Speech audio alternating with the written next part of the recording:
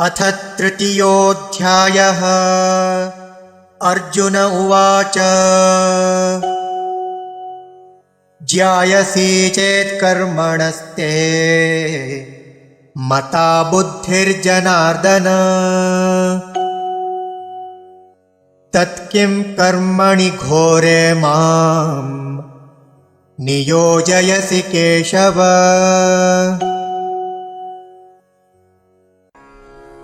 अथ तृतीयः अध्यायः। कर्म योगः। अर्जुनः उवाच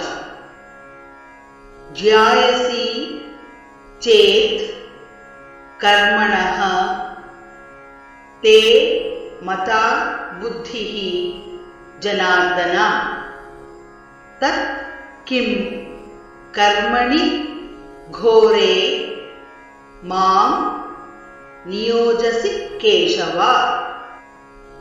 अथ तृतीयोऽध्यायः।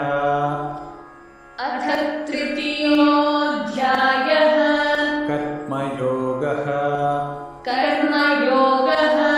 अर्जुन उवाच अर्जुन उवाच ज्यायसि चेत् कर्मणस्ते ज्यायसि चेत् कर्मणस्ते मता बुद्धिर्जनार्दन मता बुद्धिर्जनार्दन तत्किं कर्मणि घोरे मां तत्किं कर्मणि घोरे मां नियोजयसि केशव।